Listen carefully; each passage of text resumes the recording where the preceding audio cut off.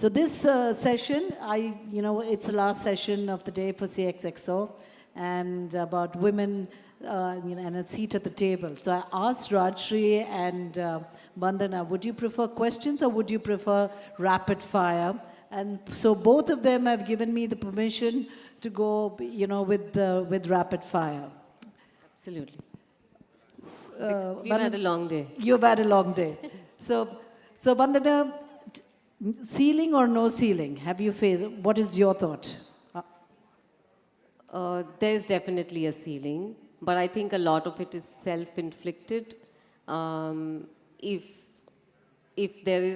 somebody has talent, I don't think people really care what gender they belong to. Rajashree, you've had many roles in marketing, and now you're the Chief Growth Officer at Tech Mahindra, which is a very, very sales-focused role. Ceiling or no ceiling for you?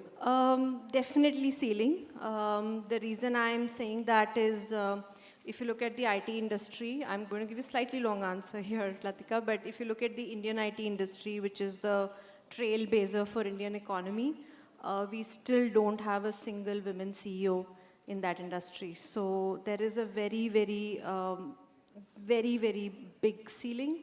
And you only realize that ceiling when you get to the top. When you're in the middle management, you don't realize it. But I saw the ceiling only when I entered the boardroom. Vandana, you are a very seasoned HR professional.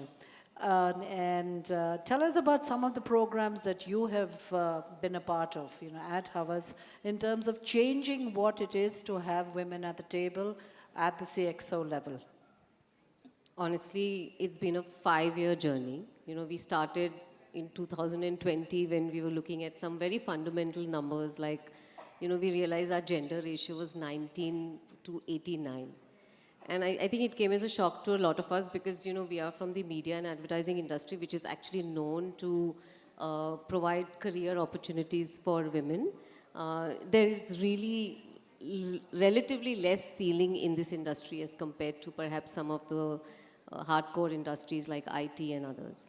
I think initially, and that's when we realized that we had to change something because,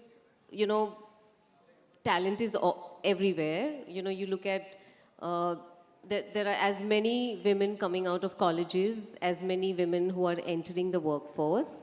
But why is it that they are not able to reach the top? Something is going wrong in the middle,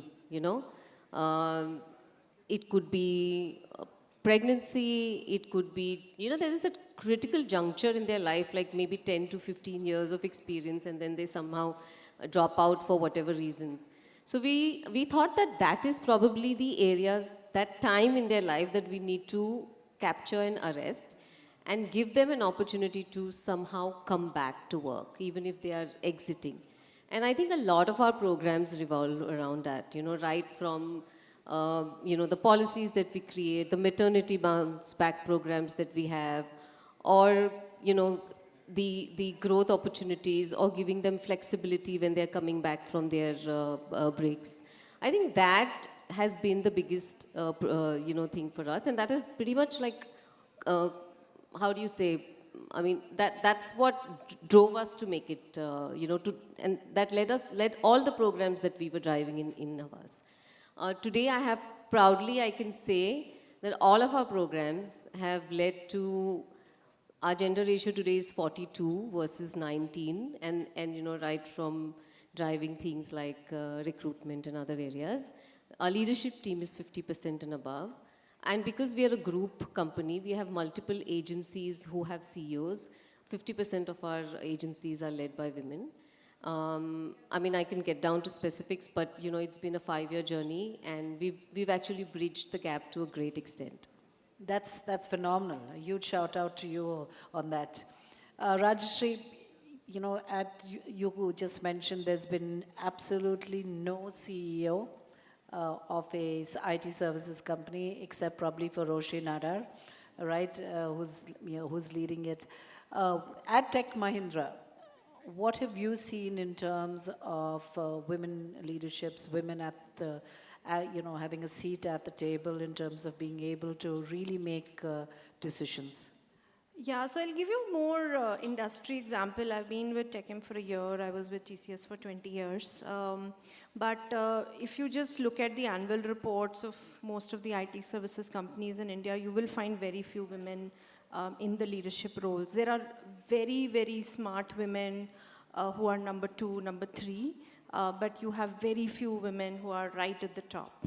And I think what she mentioned is true, that somewhere, I actually feel 12th standard is a big problem. When your child is in 12th standard, a lot of women drop off, not so much when they have the baby, but yes, we do see women, I'm very passionate about this topic. I blog about it a lot, where women leave workforce. When I say leave workforce, doesn't mean they resign, but they accept roles and responsibilities which are not at the top, right? They take softer roles or roles which just doesn't require them to travel, or they do make compromises, and that's a huge problem.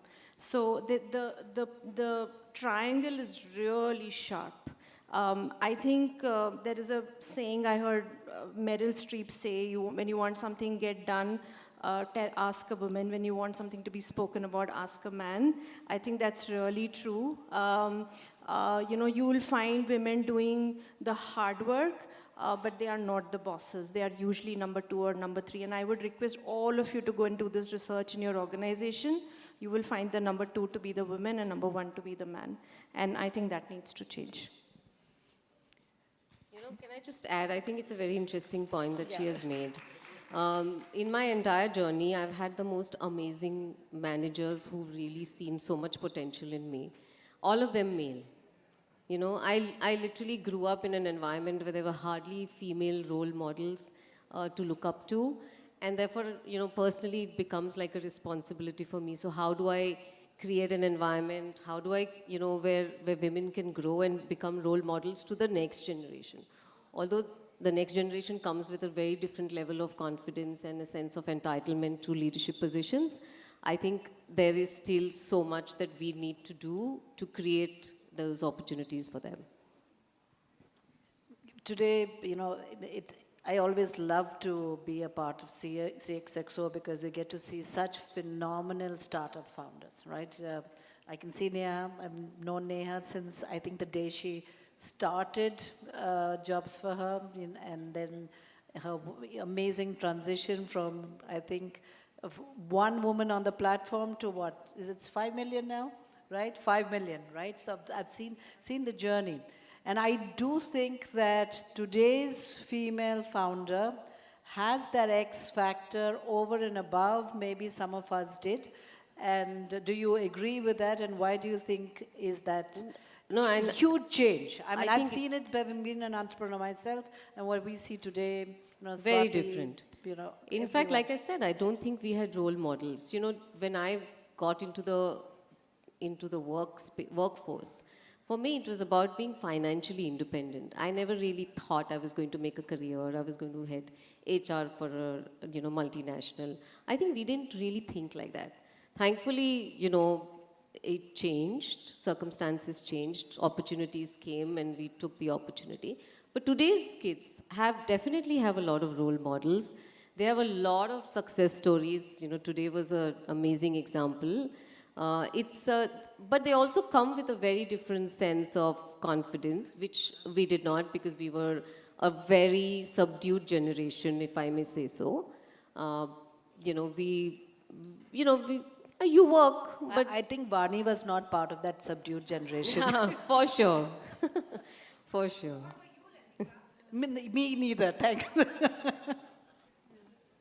Yeah, I think that today it's a lot more easier. There is no organization today that is not talking about equality or giving opportunities, because I think everybody realizes, one aspect is, yes, there is a business case to, all of this, but there is also just the world is changing.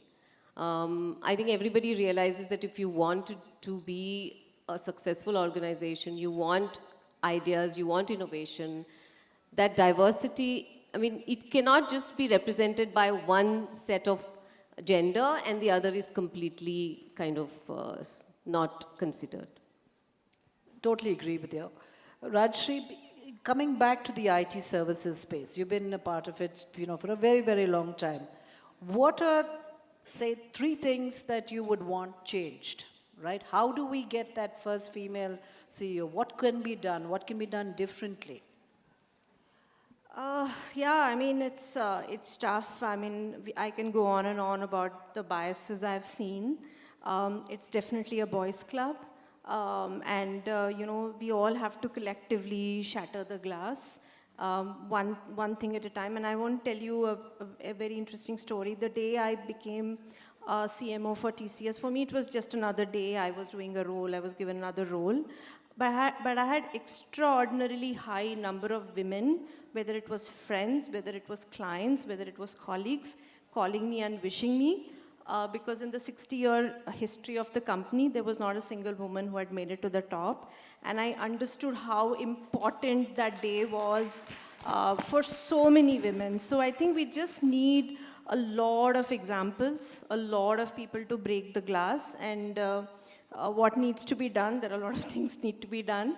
But yeah, I think we just need a lot of women to just make it to the top. And I very strongly believe that if you can stop one woman to not take that career break or take that soft role, I think that would be the greatest service that we can do to our generation. Please stop women from not saying, oh, I can't become a client partner, I can't do this, I can't do sales, I can't do this. If you can somehow in your lives, daily life, stop that from happening, we will have a lot more women at the top. So that would be my request to all of you in the audience. Thanks, Rajashree. Vandana, something audacious that you did that you shocked yourself? I shocked myself. Yes.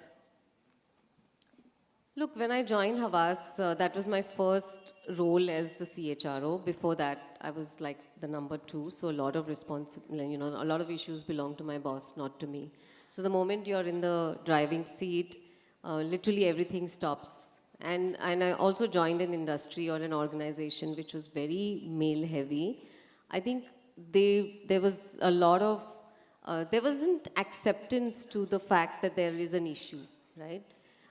Just the fact that we started to have conversations around that, with all the resistance and like, oh, this is not a problem, I don't think we can change this. I think that happened a lot.